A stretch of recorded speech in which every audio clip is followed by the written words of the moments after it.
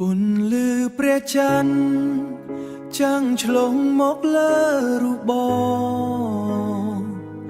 រាត្រីកន្លងបងអង្គុយនឹកដល់ស្រីខ្យល់បងត្រជាក់នាំរឿងរ៉ាវនៃពួកយើងឲ្យវិលត្រឡប់មកក្នុងចិត្តបងជាថ្មី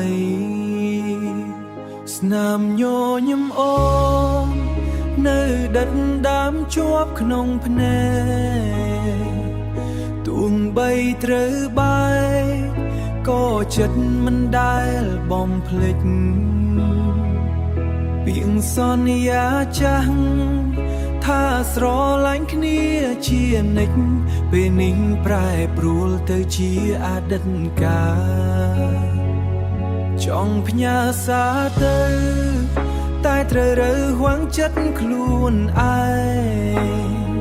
ខ្លាចពាក្យសម្ដីចំបែងទៅរំខានសេចក្តីសុខគេបានត្រឹមដងហើមធំសំឡឹងមើលមេឃទុនទេក្នុងឋានៈជាមនុស្សម្នាក់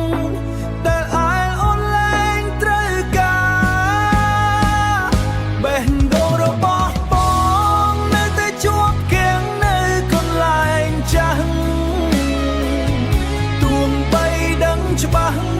ថាអូនដើរហួសទៅឆ្ងាយហើយសញ្ញាបង្ហាញថាអូននៅទីនេះតែចិត្តអូនលែងឆ្លើយទុកឲ្យបងកាយទឹកភ្នែកដេកនឹកតែម្នាក់ឯងហើយបេះដូងរបស់បងនៅតែរងចាំទាំងគ្មានសង្ឃឹមចង់ឃើញស្នាមញញឹមនឹងពាក្យបារម្ភដូចគ្រាមុនតែអ្វីប្រែប្រួលអស់ហើយចិត្តអូនលែងទន់ភ្លន់សល់ត្រឹមឈឺផ្សាកំដររាត្រីដ៏ស្ងប់ស្ងាត់បើពេលវេលាអាចបង្វិលត្រឡប់ទៅក្រោយបងមិនអើយដើរធ្លាក់ហួសដល់ផ្លូវបែកបាក់បែកនេះឡើយតែតតថាភាពពេលនេះអូនមានអ្នកថ្មីក្បែរខ្នើយចំណែកបងសល់ត្រឹមទឹកភ្នែករាត្រីកាន់តែជ្រៅភ្លេងក៏កាន់រលត់